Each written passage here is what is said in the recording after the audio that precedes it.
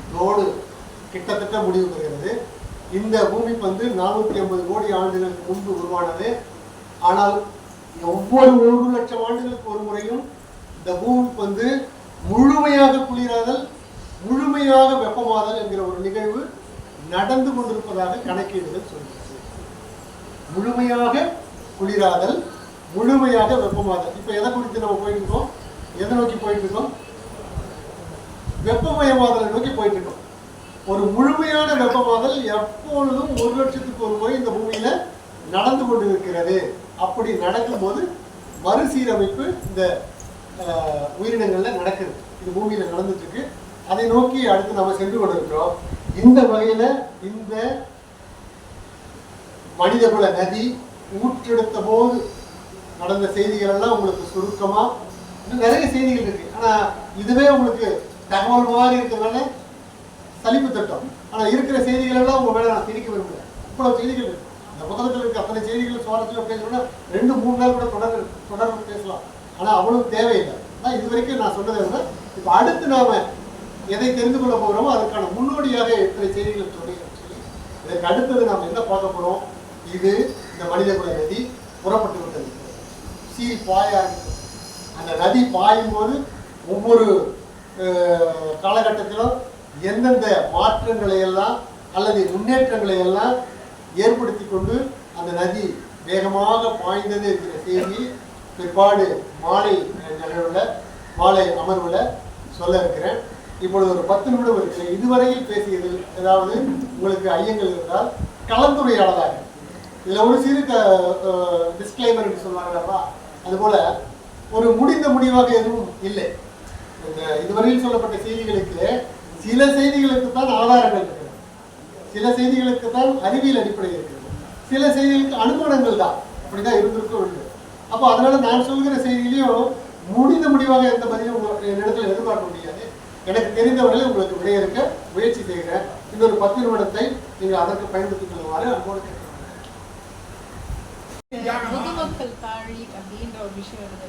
அதுல வந்து 400 வயசுக்கு மேல இருக்கிற ஆட்களை உயிரோட வச்சு தானியம் எல்லாம் கொடுத்து அப்படியே மூடி மண்ணுக்குள்ள புதைச்சிருவாங்கன்னு சொல்லிட்டு படிச்சிருக்கேன். அது 400 ஆண்டுகள் என்பது என்னன்னா, நான் ஏற்கனவே சொன்னது போல கார்பன் டேட்டிங் மூலமாக 400 ஆண்டுகளுக்கு முன்பு புதைக்கப்பட்ட மம்மி என்று சொல்ல. மம்மினா நம்ம மம்மி இல்லை, அந்த அந்த சடங்கு, அந்த பிணத்தை முறைப்படி அதை பதப்படுத்துகிற அந்த செயல்பாடுக்கு பேர் மம்மி.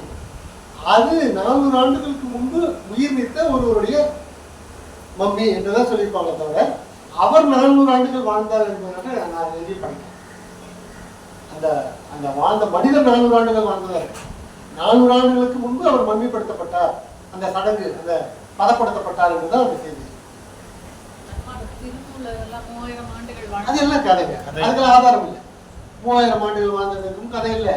அவர் வந்து ஒரு வந்து கொண்டே இருந்தார், நடுவில் ஒரு மாடு மேய்க்கிறவர் இருந்தார், அவர் மாடு மேய்ப்பதற்கு உபயோகிக்க படுத்தார், அவர் உடம்புல இவர் போய் புகுந்துட்டாரு, இவர் அந்த வீட்டுக்கு போனார். அதெல்லாம் கதை. மாடு மேய்க்கிட்டு அந்த மாடுகள் எல்லாம் எங்க போறதுன்னு தெரியாம வருது, அந்த மாடுகளை இவர் மேய்ச்சி படிச்சிருக்காங்க. அதெல்லாம் ஒரு கதை. அதுக்கெல்லாம் எந்த ஒரு அறிவியல் அடிப்படையும் இல்லாத கதைகள், வாய்வழி வந்த கதைகள். 3000 ஆண்டுகள் வாழ்ந்ததா நம்ப தகுந்த செய்தி அல்ல. ஆண்டுக்கு ஒரு பாடல் எழுதுறாங்க. 4 வரி பாடல்லாம் ஐயா நாளெல்லாம் விட்டா ஒரு நாள் 40 பாடல் எழுதுவோம். ஒரு பாடல் ஒரு ஆண்டுக்கு எழுதி 3000 ஆண்டுகளுக்கு 3000 பாடல் எழுதினா சொல்லுவாங்க. அதெல்லாம் ஒரு அனுமானம் தான், அதெல்லாம் ஒரு கதைகள் தான். அதுக்கு எதுவும் அதான் சொல்றேன், எதுவுமே நாம பேசுறதெல்லாம் எப்படி பேசணும்னா ஏதாவது ஒரு அடிப்படை செய்தி, குறைந்தபட்சம் ஒரு ஆதாரம். சில ஆண்டுகளுக்கு முன்பு ஆதாரங்கள் இல்லை, அப்போ அனுமானங்கள் மூலமாகத்தான் சொல்றோம் இல்லையா. இப்போ இது அனுமானங்கள் என்பது எல்லா விதமான ஆராய்ச்சிக்கும் அடிப்படை. அதை புரிஞ்சுங்க. அனுமானங்களை தப்பு நான் சொல்லவே மாட்டேன். அனுமானங்கள் எல்லா வித ஆராய்ச்சிக்கும் அடிப்படை. ஒண்ணும் இல்லைங்க, ஒரு கணக்கு போடுறீங்க, ஹைபோதீசிஸ் என்று சொல்வார்கள். அதாவது என்னன்னா x is equal to 100 அப்படின்னு எடுத்துக்கோங்க, கணக்கு போடுங்க. x 100 நினைச்சிட்டு கணக்கு போடுங்க அப்படின்னா ஒரு அனுமானம். அப்படி 100 வச்சுக்கிட்டு இதை ஒர்க் அவுட் பண்ணி பார்த்து சமன்பாடு சரியாச்சுன்னா அப்ப என்ன பண்ணாங்க, x is equal to 100 ஒரு முடிவுக்கு வரலாம். அப்ப எல்லா விதமான ஆராய்ச்சிக்கும் ஒரு ஹைபோதீசிஸ் அல்லது அனுமானம் அவசியம். ஆனா அனுமானங்களே வந்து ஆராய்ச்சியாக, அனுமானங்களே வந்து ஆராய்ச்சி முடிவாக. அப்படி அனுமானங்கள் சிலது வந்து கதையாகவே இது வரைக்கும் நீங்க சொன்ன திருமூலர் 3000 ஆண்டுகள் வாழ்ந்தார் என்பது ஒரு ஒரு கதை, ஒரு அனுமானம். ஒரு ஒரு பாடல் எழுதியிருப்பாரு. ஏன்னா அது பொதிந்திருக்கிற கருத்து அப்படி அவ்வளவு பெரிய ஆழமான கருத்துக்களை ஒரு ஆண்டுகள் சிந்திச்சு எழுதியிருப்பாரு. அப்படி சொன்னாங்களா என்னன்னு தெரியல. அதனால 3000 ஆண்டுகள் வாழ்ந்ததுக்கான ஆதாரம் எதுவும் இல்லை.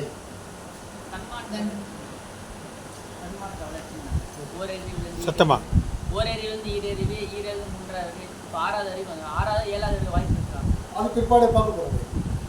அதான் ஐயா கரெக்டாக குறிப்பிட்டார்.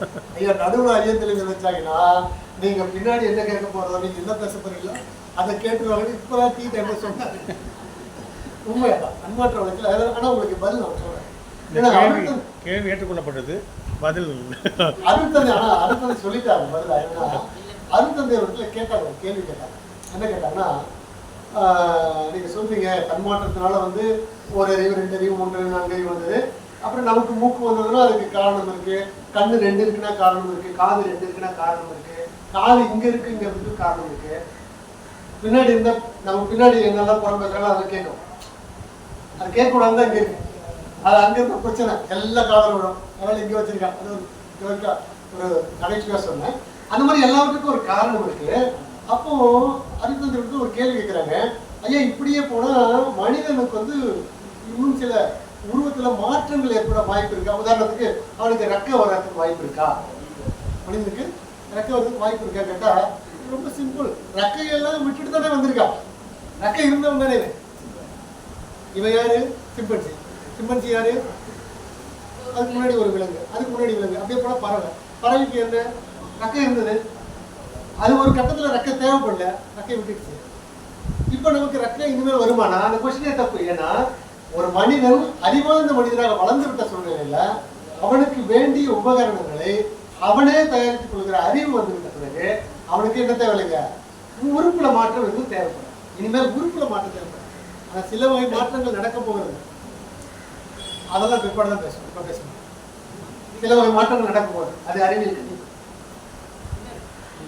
சொல்லுங்க. மறைபொருள் இருக்காங்க, உருப்பொருள் இருக்காங்க சொல்றாங்க.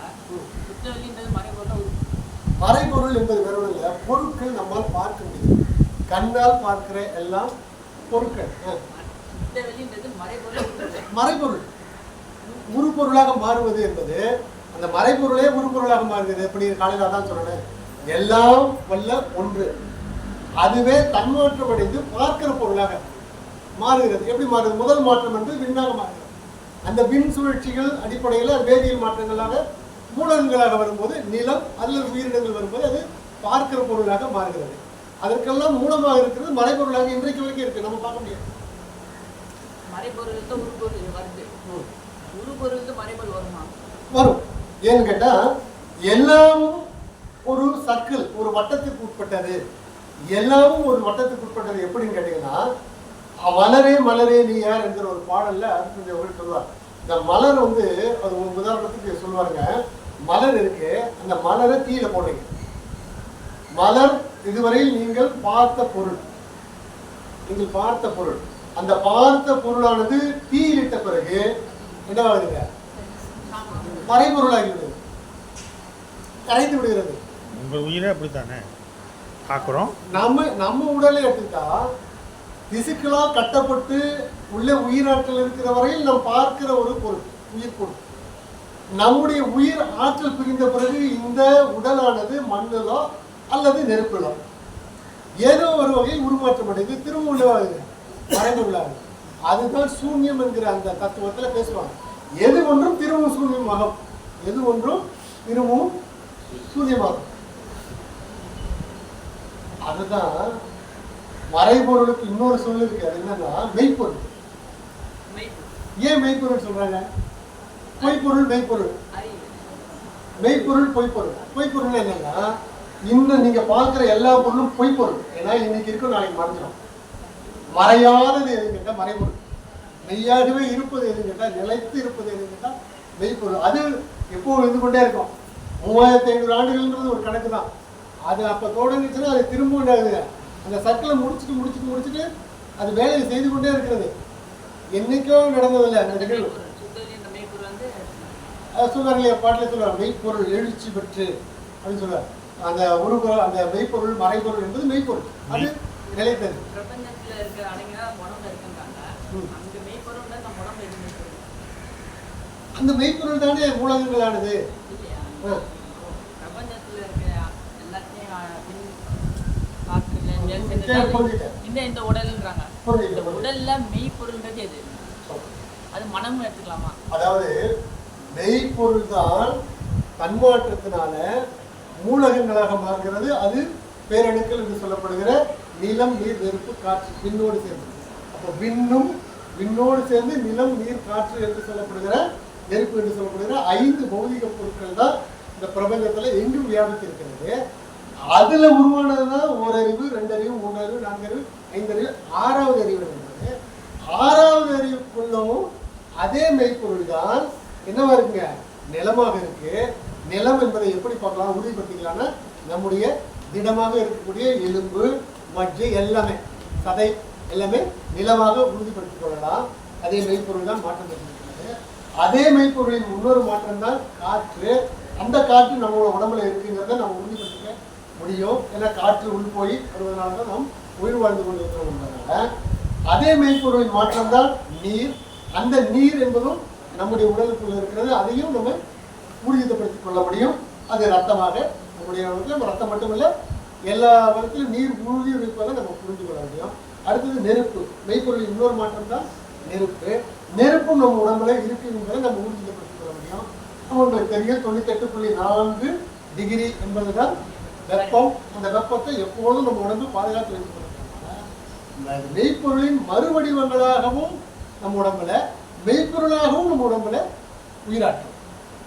மெய்ப்பொருளே உயிராற்றலாகவும் அந்த மெய்ப்பொருளின் மறுவடிவங்களாக நிலம், நீர், நெருப்பு, காற்று என்கிற அந்த 4 பூதங்களுமாகவும் சேர்ந்து மொத்தம் 5 பௌதிக பொருட்களாக நாம் மனித உருவம் இருக்கிறோம். நம்ம உருவத்தில் நம்ம உடல்ல 5 பௌதிக பொருட்கள், 5 பூதங்களால் ஆனவர்கள் என்று சொல்கிறார்கள்.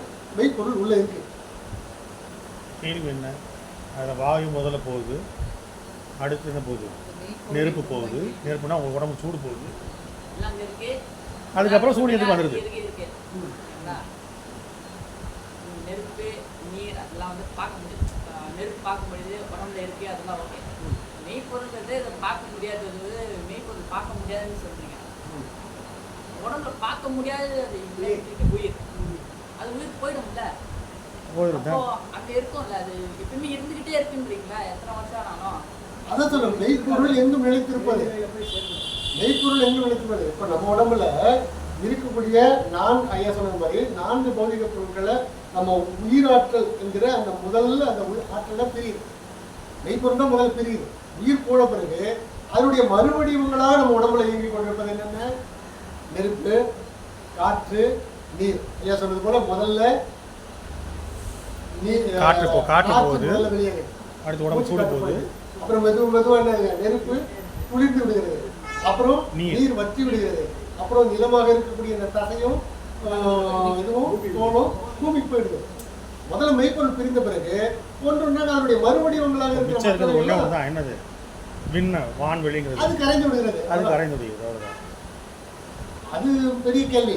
அதுக்கப்புறம் அது எங்கன்னா எங்க இருக்குன்னு கேட்டீங்க இல்லையா?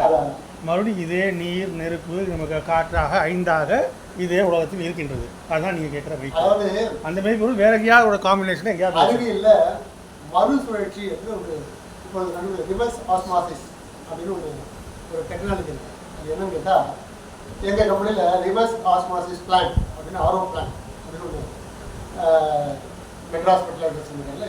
அது என்னன்னு கேட்டால் சென்னையில் உள்ள மக்கள் எல்லாம் கழிவு தெரியும், அது தெளிவாக சொல்ல வேண்டியதில் கழிவு, பாத்ரூம் கழிவுகள் எல்லாம் கொடுங்குயர் பகுதியில் வந்து இந்த பக்கத்தில் இருக்கிறதெல்லாம் கொடுங்குயர் பகுதியில் சேர்க்கப்படுது. அது எவ்வளவு பெரிய துர்நாற்றத்துக்கு உட்பட்டதுன்னு உங்களுக்கு தெரியும், எவ்வளவு அசுத்தமானதுன்னு தெரியும். அது மறுசுழற்சி மூலமாக என்ன பண்ணுதுன்னா அதிலிருந்து எல்லா செய்திகளையும் பிரித்து எப்படி உணவுக்கு முன்னாடி நீங்கள் நீர் குடிக்கிறீங்க இல்லையா, இந்த நீரில் என்ன இருக்கோ அந்த H2O கொண்டு வந்து திரும்பவும் நீராக்கி தருகிற ஒரு டெக்னாலஜி பேர் ரிவர்ஸ் ஆஸ்மாசிஸ். கொடுமையில் நீங்கள் பார்த்த நீர் தொடப்பட முடியாது, பார்க்கப்பட முடியாத அளவில் இருந்தது, குடிக்கக்கூடிய அளவுக்கு மாற்றுவாங்க. அதுக்கு ரிவர்ஸ் ஆஸ்மாசிஸ் பிளான்ட். 30 ஆண்டுகளுக்கு முன்னாடி எங்கள் கம்பெனி அந்த கம்பெனி ஆரம்பிச்ச போது எங்களுடைய எம்டி, அப்போ இருந்த எம்டி வந்து என்ன பண்ணாங்கன்னா, ஒரு இடத்துல அந்த பிளான்ட் கொடுங்கூரில் இருக்க அந்த பிளான்ட் ஒரு இடத்துல முதல்ல வருது, அங்கே போய் நிற்க கூட முடியாது, அந்த மாதிரி இருக்கும் அந்த அந்த பே. அதுக்கு அடுத்து பே வர வர வர வர வர வர ஒரு இடத்துல வந்து அந்த தண்ணி சுத்தமான தண்ணி, எங்கள் எம்டி அந்த தண்ணியை குடிச்சு காய்ச்சி. அது மாதிரி மெய்ப்பொருள் பல்வேறு மாற்றங்களுக்கு உட்பட்டு இந்த வடிவம் எடுத்தாலும், அது மனிதனாக எடுத்தாலும், விலங்காக எடுத்தாலும், பறவையாக எடுத்தாலும், அதுக்கு முன்னாடி ஊர்வனமாக எடுத்தாலும், அதுக்கு முன்னாடி தாவரமாக எடுத்தாலும், அதற்கு முன்னாடி கோள்களாக எடுத்தாலும், எதுவாக எடுத்தாலும் அது வாழ்நாள் முடித்து திரும்ப மெய்ப்பொருள் ஆகிவிடுவது. அது கோள்கள் நட்சத்திரங்களுக்கு பிளாக் ஹோல், அது திரும்ப எப்படி இருந்துதோ அது திரும்ப கான்ட்ராஸ்ட் ஆகி அது என்ன பண்ணுங்க, கரைந்து போகும். அதுபோல மனிதனாக வந்து மனிதன் உயிர் இருந்த பிறகு மெய்ப்பொருள் கரைந்து போகும். தாவரத்துக்கும் அதே தான், மரத்துக்கும் அதே தான், எல்லாத்துக்கும் அதே. அதனாலதான் சொல்றோம் அந்த மெய்ப்பொருள் நிலைத்தது, அது எங்கேயும் போயிடுறதில்லை, அது இங்கே தான் இருக்கு. ஆனால் அதனுடைய மறுவடிவம் மட்டும் வருது போகுது, பிறப்பெடுக்கிறது, திரும்பவும் உருமாறுகிறது, திரும்பவும் மெய்ப்பொருள் ஆகிறது. நீங்கள் அதெல்லாம் சேர்ந்து ஒன்றா எங்கே இருக்குன்னு கேட்குறீங்க, அது அதே மாதிரி 5ஆக பிரிச்சிருக்கு, அப்படிதான் தெரியும். ஒன்றா இருந்து திரும்ப அடுத்தது அதெல்லாம் சயின்ஸாக அழகாக சயின்டிஃபிக்காக. ஏன்னா அந்த டாபிக் பெருசாக பேச முடியாது, ஆனால் இன்னைக்கு அந்த டாபிக் இல்லை. இறைநிலையின் தன்மாற்ற செய்திகளில் முக்கியமானது வந்து பிரபஞ்ச அந்த தன்மாற்றத்தில் முக்கியமான செய்தி அது என்னென்னா, நான் யார் என்கிற தத்துவத்தில் அது பேசப்படுது. பிரம்மஞானம், அது பேர் பிரம்மஞானம். அந்த பிரம்மஞானத்தை பற்றி ஒரு 2 மணி நேரம் பேச முடியாது இல்லையா, அதனால சுருக்கமாக சொல்கிறோம். அவ்வளோ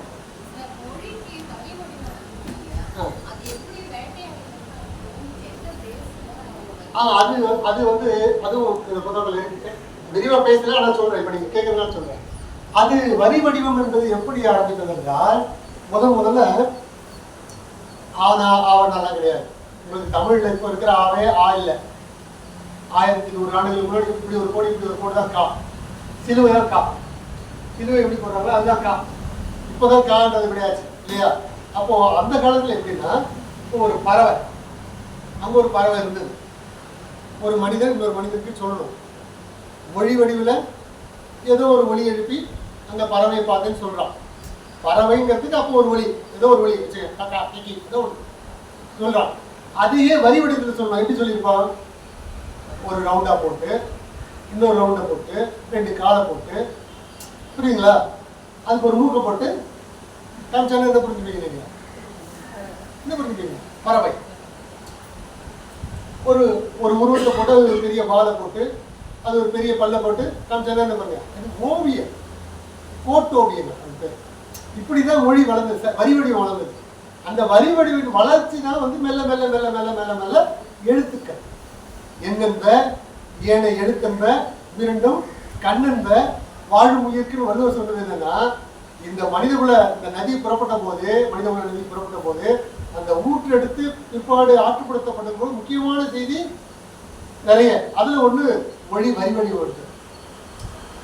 பணம், மதம் இதெல்லாம் அடுத்த செஷன்ல இருக்கிறதுனால அதை நம்ம பெருசா டச் பண்ணோம். வாழ்க்கை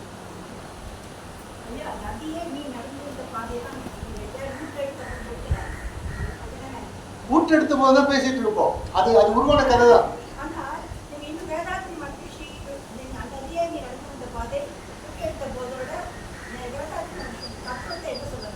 அதாவது மகரிஷி வந்து, வேதாத்திரி மகரிஷி வந்து உயிரினங்கள் உருவான கதைகளை உயிரின தன்மாற்றம் என்று சொல்கிறார். அதைத்தான் நான் லிங்க் பண்றேன்.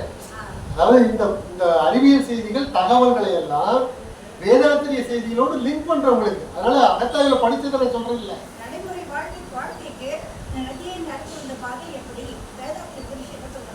அதுதான் ஊற்றெடுத்த பொழுது பட்ட போது என்கிற அந்த வகையில் அந்த பகுதி மட்டும் என்னன்னு கேட்டா, நம்முடைய வேதாத்திரத்தில் படிக்கிற பிரம்மஞானம், நம்முடைய வேதாத்திரத்தில் படிக்கிற உயிரின தன்மாற்றம், இதனுடைய பகுதிகளை கவர் பண்ணக்கூடிய ஒப்பீடுகளை சொல்லிக்கிட்டே வரேன். இதற்கு அப்புறம் தான் சமூக, கலாச்சார, சமய, அரசியல் இதையெல்லாம் தான் என்ன பண்ணுங்க ஆற்றுப்படுத்தப்பட்டது. இது இந்த மனிதகுல நதி நடந்து வருகிற பாதையில ஃபர்ஸ்ட் ஊற்றெடுக்கிறது எப்படி,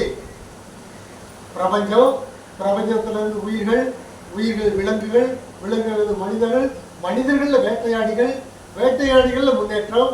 அதற்கு பிற்பாட்டு ஒரு இடத்துல இருந்துதான் பாய்ச்சல் நடக்கிறது. அந்த பாய்ச்சல் தான் பிற்பகுதியில் நான் ஆற்றுப்படுத்தப்பட்ட போது இருக்கிற பகுதியை பேசும்போது திரும்ப வேதாத்திரி கருத்துக்கள் அங்கே நான் சொல்லுவேன்.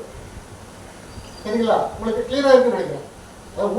ஊற்றெடுத்த போதுங்கிற செய்தியில வேதாத்திரியத்தில் சொல்லப்படுகிற பிரம்மஞானத்தையும் தன்மாற்ற தத்துவத்தையும் நீங்க, அதாவது நம்ம வெறும் படிச்சுட்டு இருந்தவங்கனால இப்படித்தான் நடந்திருக்கு, இப்படித்தான் இந்த முன்னேற்றம், உயிரின தன்மாற்றம் என்பது இப்படித்தான் நடந்திருக்கு. இதுதான் என்னுடைய நோக்கமும் அதுவாக தான் இருக்கு. படித்தது சேப்பியன்ஸ் என்கிற புத்தகம், அந்த புத்தகத்தில் உள்ள செய்திகள் நம்முடைய வேதாத்திரிய கருத்துக்களோடு ஒப்பிட்டு பார்த்தால் சரியாக இருக்குது. அருட்தந்தையவர் சொல்றாரு இல்லையா, 1, 2, 3, 4 வந்துன்னு சொன்னாரு. அதை நீங்க படிச்சிருப்பீங்க, இவ்வளவு நாளும் கேட்டிருப்பீங்க. ஆனா உண்மையிலேயே உலகம் இப்படிதான் தோன்றிருக்கு, இப்படிதான் நடந்திருக்குங்கிறது ஆதாரங்கள், அந்த வரலாறு இருக்கு. அந்த வரலாற்றை நம்ம பேசணும்.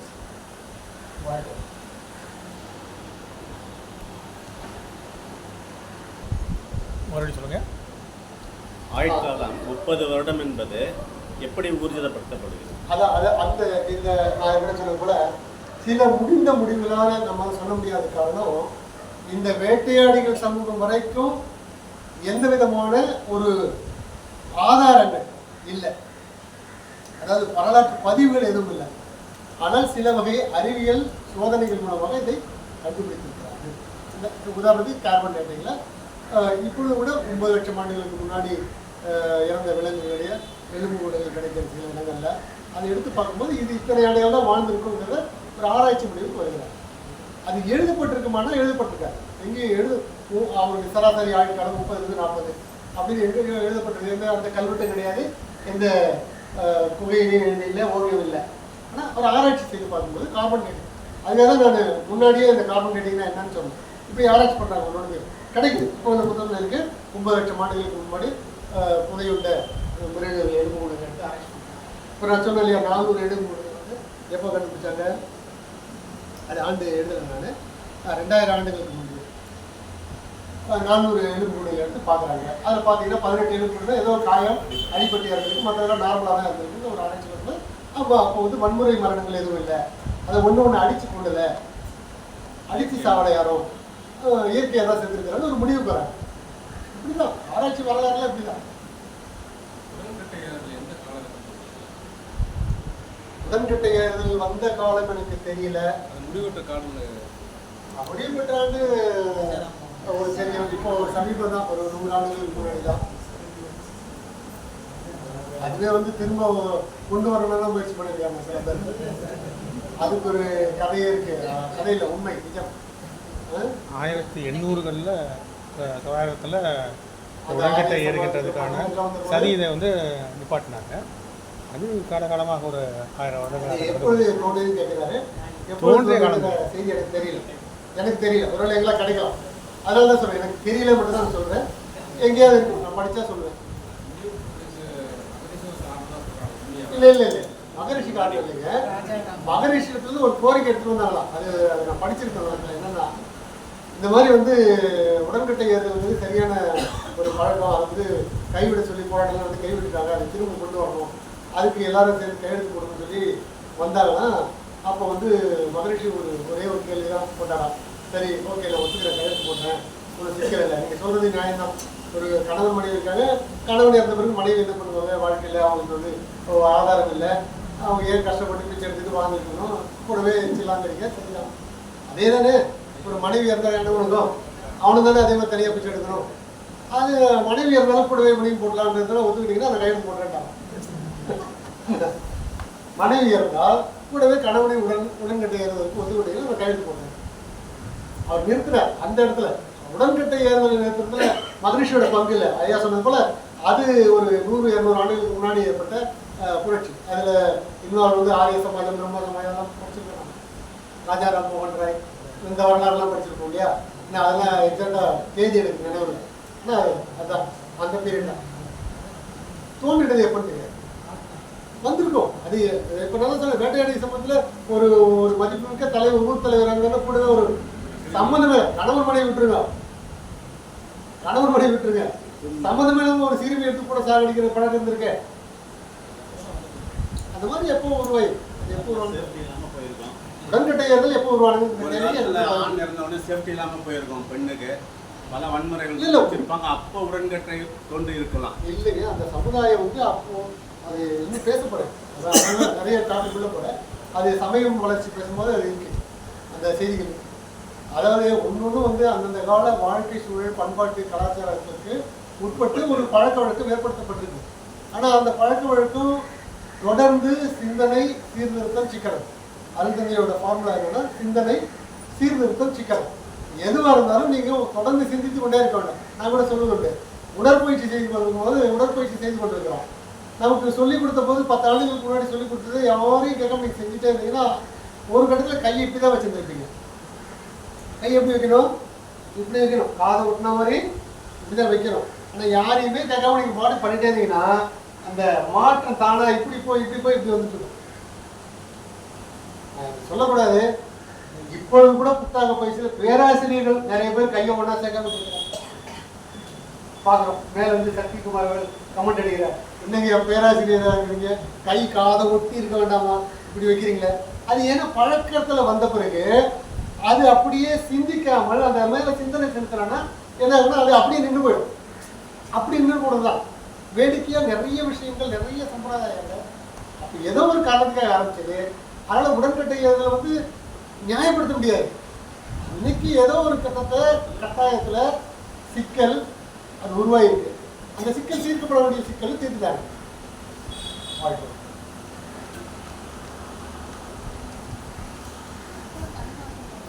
அதுதான் நாளை இருக்கு. அதுக்கு பதில் சொல்றேன். நாளை முடிக்கும் போது என்ன நடக்க போகுது, நம்ம என்ன ஆக போறோம். தலைப்புக்கு கேட்டீங்க இல்லைங்க, இதுவரை நடந்து வந்த பாதையில் என்ன கேள்விகள் இருக்கிறது மட்டும் கேளுங்க. இனி நடக்க போறது இருக்கு. உங்க விந்தைகள் இருக்கு. கட்டுப்படுத்தும். அதுதான் அம்மா சொன்னாங்க. இது வரைக்கும் சொன்னதான் நான் கேள்விப்பட்டதானே. அம்மா அந்த கேள்வி தான் கேட்டாங்க.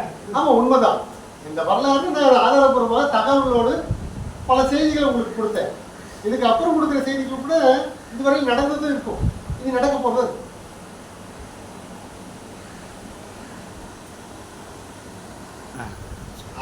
நல்ல கேள்வி.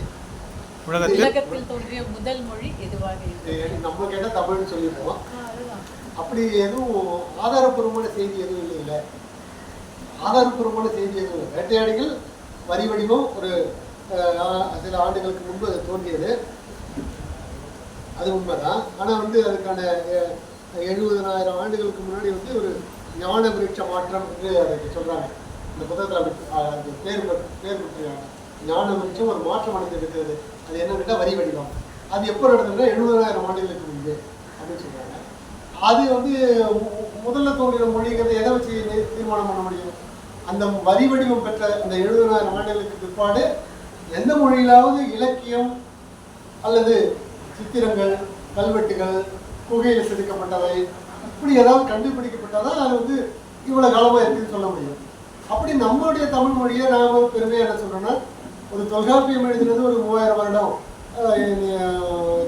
திருவள்ளுவம் எழுதுனது ஒரு 2500 வருடம் அப்படின்னு ஒரு கணக்கு பேசினா கூட திருவள்ளுவத்தில் பேசப்பட்ட கருத்துக்கள் ஏதோ நேற்று நடந்த செய்திகளை அவர் எழுதலை.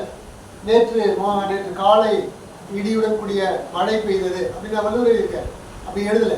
அவர் சொல்லியிருக்கிற கருத்துக்கள் வாழ்க்கையில் மனிதன் எதை செய்தால் நல்லது, எதை செய்தால் தீயது, எதையெல்லாம் செய்யக்கூடாது, எதையெல்லாம் செய்ய வேண்டும், அரசன் என்ன செய்ய வேண்டும், மக்கள் குடிமக்கள் என்ன செய்ய வேண்டும், விருந்தை எப்படி ஓட்ட வேண்டும், இப்படி பல செய்திகளை அவர் 2500 ஆண்டுகளுக்கு முன்னாடி ரெக்கார்ட் பண்ணியிருக்கிறார். அப்படின்னு சொன்னால் அதுக்கு முன்னாடி எவ்வளவு ஆண்டு காலம் இந்த மக்கள் வாழ்ந்திருப்பார்கள் அப்படின்னு ஒரு அனுமானமாக இருந்தால் கூட அது ஒரு 5000 ஆண்டுகள் போகும் அப்படிங்கிறத நம்முடைய கணக்காக.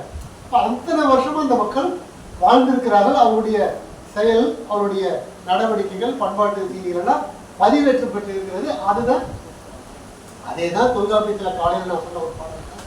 எல்லாத்தையும் சொல்லிட்டு நேரிதின் உணர்ந்தோர் நெறிப்படுத்தினரே அப்படின்னு முடிக்கிறேன். அப்படி மட்டும் இல்லை, அது மட்டும் இல்லை, நிறைய பாடல்களில் தொல்காப்பியர் இப்படிலாம் சொல்றாங்க, அதை நான் உங்களுக்கு சொல்றேன், இப்படிலாம் சொல்றாங்க, அதை நான் உங்களுக்கு சொல்றேன்னு தொல்காப்பியர் நிறைய இடத்துல சொல்றாங்க. அப்போ 2000-3000 வருஷங்களுக்கு முன்னாடி ஒரு இலக்கியம் நம்ம கிட்ட கிடைக்குது. உறுதி உறுதி என்ன உறுதி? நம்முடைய தமிழ் 3000 ஆண்டுகளாக இருந்தது. ஆனால் அது சொல்லப்பட்ட செய்திகள் இதற்கு முன்னாடி பல ஆண்டுகளாக மக்கள் வாழ்ந்தார்கள், அவர்கள் பதிவு செய்தார்கள் என்பதற்கான சான்றுதான் நேரடி உணர்ந்தோம் நெறிப்படுத்தினரே. அப்ப தமிழ் மூத்த மொழி என்பது நமக்கு எந்தவித ஐயமும் இல்லை. ஆனா இந்த சர்ச்சை இருக்கு, எது மூத்த மொழி? சான்ஸ்கிரிட்டா தமிழா? அது சர்ச்சைக்கு உட்பட்டது. அது தீர்க்கமான நம்மளால சொல்ல முடியும். நம்ம மொழி மூத்த மொழி, அது மாதிரி ஒரு 7-8 மொழிகள் மூத்த மொழிகளாக இருக்கு என்பது ஒத்து. லாட்டின் போன்ற கிரேக்கம் போன்ற சில மொழிகள் மூத்த மொழிகளாக இருக்கு. அதுல சான்ஸ்கிரிட்டும் ஒன்று. சான்ஸ்கிரிட் நமக்கு எதிரி இல்லை. சமஸ்கிருதமும் ஒரு தொன்மையான மொழி தான். நம்முடைய மொழியும் தொன்மையான மொழி. மற்ற அதுக்கப்புறம் அந்த மொழிகளுக்கு ஆண்டு காலம், இப்போ மலையாளம் தான் சொல்ல முடியும், ஒரு சில குறிப்பிட்ட ஆண்டுகள் சொல்ல முடியும். ஆண்டுகளுக்கு முன்னாடி தான் அந்த மொழி உருவாச்சு. ஆனால் உலகிலேயே முதல் மொழி எது அப்படிங்கிற கேள்விக்கு எனக்கு தெரிஞ்சு என்னிடத்துல பதில் யாருக்கும் இல்லை. காலையில் நீங்களே ஒரு இது சொன்னீங்க, ஐயா சொன்னாங்க, குரங்குகள் விலங்குகளுக்கும் மனிதர்களுக்கும் வரும்போது இந்த ஒலிங்கிற ஒரு விஷயத்த எப்படி டிரான்ஸ்மிட் பண்ணுதுங்கிறதுக்கு ஒரு சொன்னாங்க. ஒரு குரங்கு சிங்கத்தை பார்த்த உடனே ஒரு சத்தம் வருது, அந்த சத்தத்தை மறு ஒலிபரப்பு செய்தால் உடனே அந்த குரங்குகள்லாம் மேலே ஏறி போயிடுது அப்படின்னு சொன்னார். சரி, இப்போ நம்ம எடுத்துக்குவோம். யூ ப்ளீஸ் கோ அவுட் அப்படின்னு நான் ஃபஸ்ட் உங்களுக்கு சொல்கிறேன். நீங்கள் வெளியே போங்க. இந்த ரெண்டும் உங்களுக்கு தெரியுமா? இப்போ உங்களுக்கு ஹிந்தி தெரியுமா? தெரியலேன்னு வச்சுக்கோங்க. தும் ஜாவோ அப்படின்னு வச்சுக்க. தெரியலன்னா நீங்கள் என்ன செய்வீங்க? இப்போ இந்த குரங்குகளுக்குள்ள இங்கே இருக்க ஒரு குரங்குக்கு நீங்கள் இந்த ஒளியை கொடுத்தாலும் அந்த மரத்து மேலே ஏறி போய் உட்காரும். ஆஃப்ரிக்காவில் இருக்க குரங்குக்கு இந்த ஒளியை கொடுத்தாலும் அது மரத்தில் ஏறி போய் உட்காரும். வேறு எங்கே இருந்தாலும், ஏன்னா அது ஒரு பயத்தின் அடிப்படையில் வருகின்ற ஒரு ஒளி.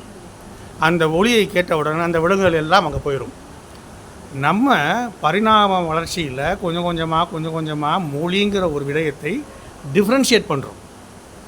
அந்தந்த ஏரியாவுக்கு தகுந்த மாதிரி சில விஷயங்களை அவரவர்கள் பேசக்கூடாது, அதுதான் மொழியாக வருகிறது. அந்த மொழிகளில் இப்போ நமக்கு 6 மொழிகளைத்தான் மிக பழமையான மொழிகளாக நமக்கு வகுத்து வச்சுருக்காங்க. அந்த 6ல் இன்னமும் டிபேட்லேயே இருந்துக்கிட்டே இருக்குது. அதில் இந்த 2 விஷயமும் ஒன்று. முதல் மொழிக்கு பதில் இல்லை.